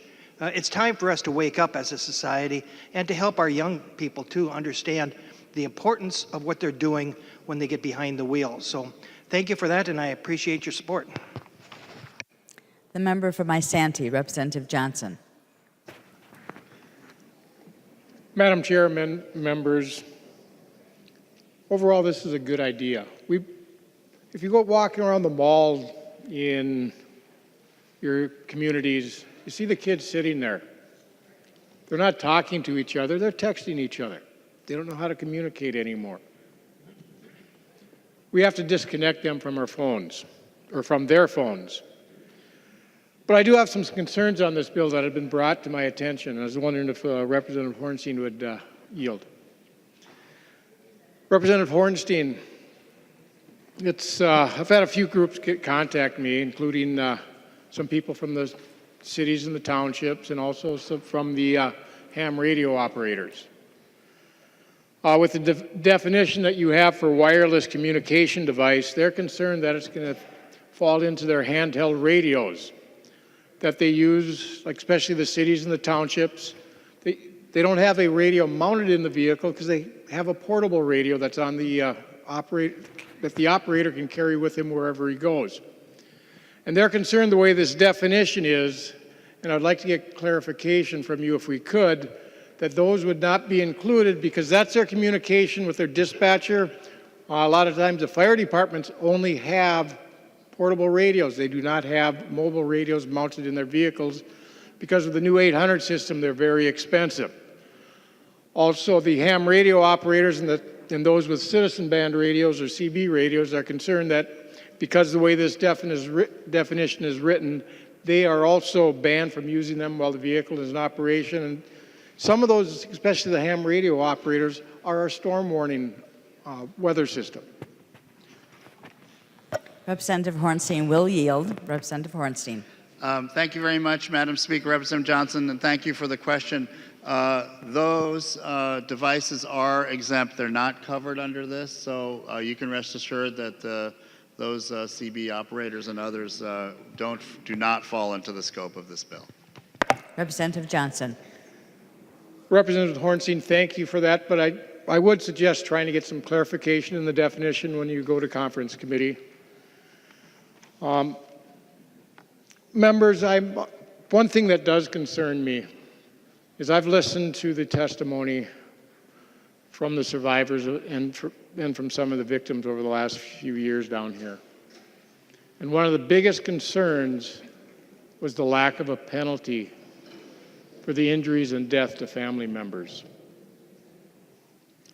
This bill does not take care of that issue. Last year, in the bill that was unfortunately vetoed, we linked texting and driving with a criminal vehicular operation. Same thing as a DWI, if you injure or kill somebody. And I believe that is the way we do need to go with this, and Representative Hornstein would consider that in conference committee as well. Thank you. The member from Hennepin, Representative Noor. Madam Speaker, members, it was a few years ago. Someone in the middle of the night came to our place knocking the door. It's those times that you don't expect something like this will ever happen to you. You know, they came to us, they told us it's about your dad. We don't know whether he will survive. He was taken to the hospital. They had to cut the vehicle in order to remove him from the vehicle. He has spent months and months in the hospital. He's no longer the same. He's paralyzed. The vehicle that hit him from the back rendered his vehicle almost to the front of the vehicle. Nothing was left in his vehicle. He was active. He cared about us. Members, he has never even had a chance to come and visit me here. Distracted driving kills. Distracted driving injures many individuals every single day. We've got Facebook, social media, FaceTime, live streaming. The technology that we're having nowadays changes by the month. Members, we have an opportunity here to make a difference in the lives of many. For those who have lost their daughters, their sons, their fathers, their mothers, their family members, their friends. This bill will create an opportunity to find a closure, that we are taking the responsibility and saying you can make a difference by putting your phone down. Members, using a phone in your car is a choice. And that choice is what will make a difference in the lives of the people that you're going to save. The cost is simply too high. We can't wait. We can't afford for any other life to be lost just because somebody decided to pick up that phone. You never know where it goes. I've seen a phone drop on the floor. Personally, myself, all of us here have had that instance where the phone is somewhere else. You get distracted. It starts with us. And this bill will ensure that we're protecting the lives of many Minnesotans. So I stand here to support House File 50. Let's get it done. Thank you. The member from Dakota, Representative Hewitt. Madam Speaker, members, I'm asking you to support this legislation. I could stand up here and tell you the stories that keep me up at night. I've done it for 28 years. I'm not going to do that tonight. What I'm going to ask you to is call back to your history in this body. In the 90s, you passed one of the most effective pieces of legislation in the state when you passed the seatbelt law. And how do we know that? Because it's working. How do we know it's working? Number one, the fines have went down, so the EMS people aren't getting the fines anymore. But we also know that when we get to these scenes, these people are in their cars and they're intact, and that's what we need. So what you did, you are true lifesavers. I need you to put me out of business. This legislation can do that. You can be a lifesaver. Please help me with that. Because I don't want these dreams anymore. I need you to help everybody, your towns, your ambulance services. This is good legislation. I encourage you to vote green. Thank you. The member from Dakota, Representative Kosnick. Thank you, Madam Speaker. And Representative Hornstein, I appreciate the work that you're doing on this bill. I think it's an important issue to tackle and to work on. But there's a couple opportunities that were missed here tonight, and that I hope, as we've been talking and we've heard, that the bill does actually come back better after conference committee. We missed the opportunity to increase the penalties and increase the deterrence that Representative Detmer offered.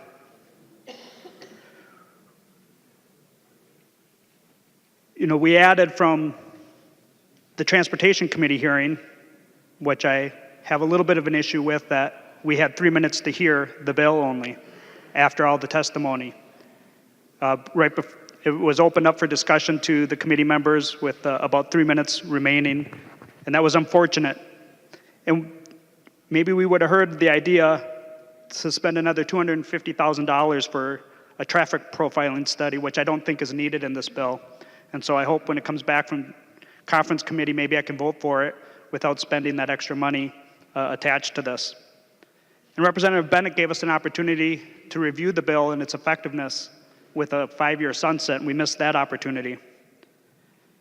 And I think Representative Drazkowski brings up a good point with his grandma and fluffy bill, maybe not particularly relevant in terms of an amendment tonight, but really this bill could also address more broadly distracted driving, not just with cell phone usage.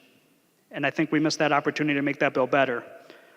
And so I appreciate, and I think it's an important issue, and I hope it does get better after conference committee, and I think there's opportunities to do that, and so I hope you'll consider that, because I think it's time to do something, but what we have here today isn't quite ready. The member from Fillmore, Representative Davids. Well, thank you very much, Madam Speaker and members. I've heard some rhetoric that's been very troubling on the floor tonight. I think I heard for the first time in 27 years, and I heard it 3 times, that there was staff error. There's an amendment because there was staff error. Members, the DFL staff and the Republican staff don't make errors. So don't say that on the floor, please. That's wrong to say that. And I'll also refer us to page 101, section 125, paragraph 3. But before I do that, what I'm referring to is, I heard people say, if you push red, you are afraid. If you push red, you are scared. If you push red, you lack courage. Well, folks, I push red all the time. And I'm not scared, and I'm not afraid. And I don't lack courage. Well, maybe I lack courage. But, 2 out of 3 ain't bad. So, members, we've got 2 months left. We're going to have a long road to hoe here. And if we start violating Mason Section 25, Item 3, it's going to get a lot worse. So I would just suggest, members, please remember Section 124.3. It is not the person but the measure that is the subject of debate. And it is not allowable to arraign the motives of a member, but the nature or consequences of a measure may be condemned in strong terms. So, members, if you vote red, this. If you vote green, that. But let's leave it at that. Thank you. The member from Blue Earth, Representative Munson. Thank you, Madam Speaker and members. Thank you for this healthy debate tonight on this bill. I still have reservations about this bill because it isn't really addressing the most dangerous issue out there, which is texting. And it's allowing voice texting to exist in the cars, which dozens of reports show is more distracting than holding onto your phone while talking on it. Holding onto your phone while talking is less distracting than voice texting, which you are continuing to allow out there. And because you're now separating voice calls or hands-free calls from handheld calls and texting from voice texting, and we don't have the data that can help prosecute people, this bill really doesn't do much. Last year we heard a bill that was going to raise or double or triple the fines for handheld phones or for distracted driving, and the fiscal note came back on it with a big $0 because it's so rarely enforced. We need to actually do something to prevent texting while driving and prevent distracted driving. And this means we need to get the insurance industry on board and the auto manufacturers on board and the cell phone manufacturers and the wireless carriers on board. There exists today technology in place that insurance companies use to plug a device into your OBD2 connector, your service port on your car, and it pairs with your phone. And it measures your driving, it measures how fast and how frequently you brake, and based on how often you slam on your brakes, your insurance rates will go up because it knows that you're a distracted driver. And when I met with insurance companies, they said this technology today, they could shut off texting to your phones. They could shut off Facebook updates to the driver and actually prevent distracted driving. But if they do that and not all the insurance companies do it, customers are going to leave because people love to text and update their Facebook and listen to Twitter updates and listen to emails and compose emails while they're driving. If you want to do something, you need to address the voice texting issue, the integration of technology into the car. The auto manufacturers have a role here. We're taking away their phone, we're telling them to put it down, and they're putting an iPad built into the dashboard of the car. We need to take this anger that we have about distracted driving and direct it to the insurance industry and the auto manufacturers and the wireless carriers because they have the technology to actually prevent distracted driving and not just penalize people after the fact or after someone is hurt or killed. We need to bring these people in these industries into the fold so that they can actually prevent distracted driving. Thank you, Madam Speaker, and thank you, members, for entertaining that.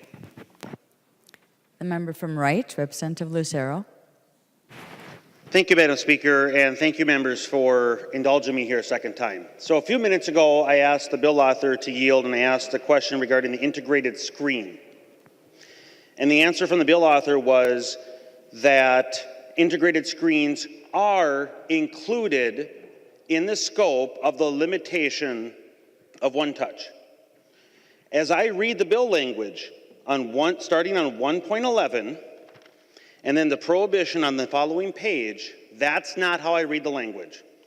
But I took the bill author as understanding the bill better, but still confused. In the last few minutes, I went around and spoke to several members. I spoke to nonpartisan staff, and it is their opinion that the current language before us does not include integrated screens as being prohibited from using multiple touches, when at least in GPS mode.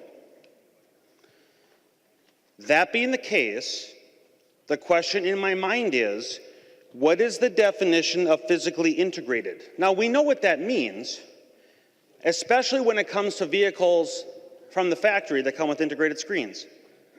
But in the last bill we heard, or no, it was this bill. It was early in the amendment. Representative Dean referencing his older vehicle. Well, I also drive an older vehicle. Doesn't include the integrated screen. So the question I would have in my mind, for those Minnesotans that drive older vehicles, or vehicles, whether they're newer or older, that don't have an integrated screen from the factory, can they make a modification to their vehicle that would then qualify to have a permanently affixed integrated screen per this provision?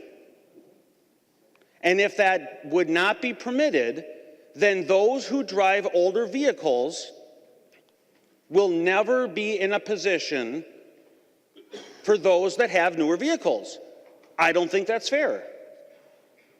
So those that have newer vehicles will be at liberty to use the screen with multiple touches when using GPS. I think that's a problem. When I turn the page and I look at line beginning on 2.16, for purposes of subdivision 2, using includes but not limited to holding a wireless communication device. So you may not be using it whatsoever, and you're simply holding it, not doing anything in any capacity, not looking at it, it's not part of your focus, but it's in your hand. That's considered using. But if I do that while I'm driving, put this down and pick up my soda, or pick up my burger, or pick up the hundreds of items that likewise create a distraction while driving, that would be illegal behavior. But if I'm simply holding the device now, that's illegal. I have a concern with that as well. But back to my original point, Madam Speaker, I think it's profoundly unfair that we're going to treat people that drive newer vehicles and can perhaps afford newer vehicles differently and with a greater privilege than those that drive lesser valued vehicles that perhaps don't have the luxury to be able to afford an integrated screen. So please, remember, take that into consideration. Thank you. Any further discussion on House File 50? Representative Elkins. Thank you, Madam Chair.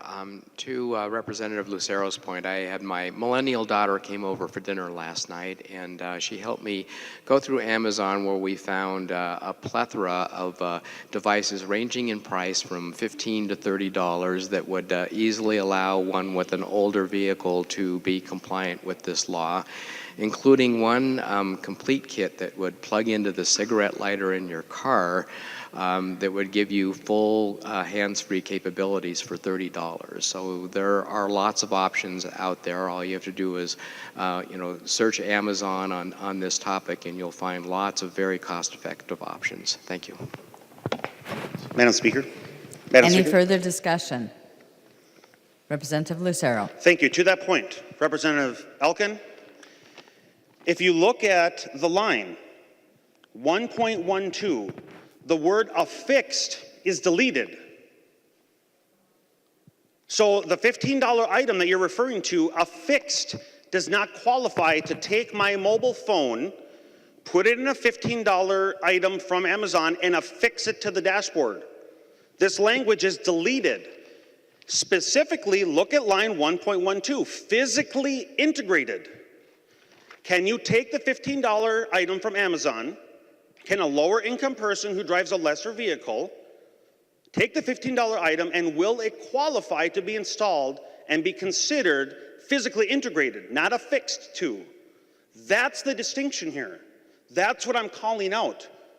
We're creating those with newer vehicles as more privileged than those with lesser valued vehicles, members. Thank you. Any further discussion? House File 50. Representative Torkelson. Well, thank you, Madam Chair. I'll make this very short. I'd like to again thank Representative Hornstein for bringing this bill forward.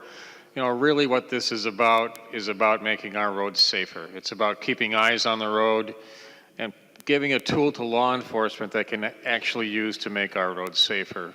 Technology is going to change. It's changing constantly, but the need for drivers to keep their eyes on the road and drive safely is not going to change. And that's what this bill is all about. Thank you, Representative Hornstein, for bringing it forward. I urge a green vote. Any further discussion? The author of the bill, Representative Hornstein. Thank you, Madam Speaker. Members, thank you for an excellent discussion tonight. I just wanted to close with just a couple of thoughts. Again, I turn to the families that are here, and one in particular has been a real advocate that I wanted to recognize, V.J. Dixit from Eden Prairie.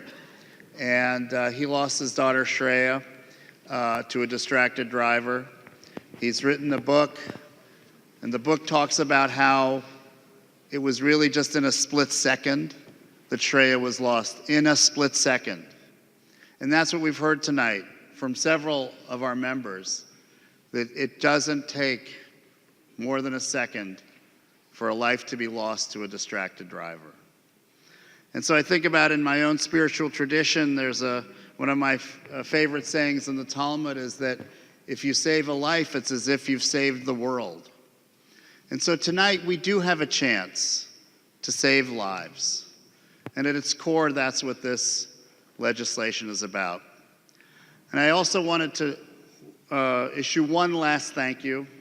And I don't know if he's watching tonight, but many of us know him, Representative Mark Uglum, who championed this bill last year as the chief author. I think under Representative Uglum's leadership, we were able to get this bill through the committee process. For many years, we couldn't even get a hearing. So to Mark Uglum, our former colleague, a big thank you. We're here because of your efforts. So members, I hope tonight that we can take a big step towards saving lives, making our roads safer, and I look forward to a green vote. The clerk will take the roll.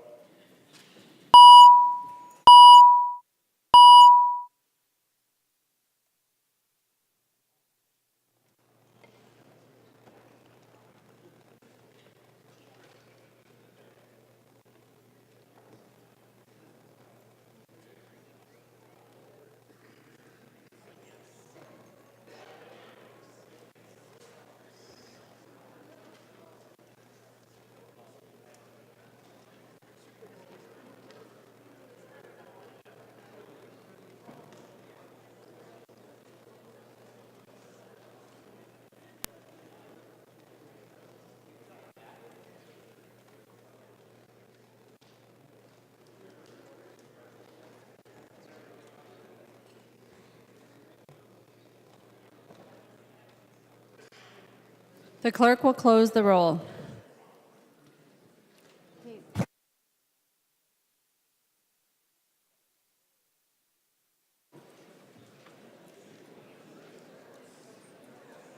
There being 106 ayes and 21 nays, the bill is passed and its title agreed to.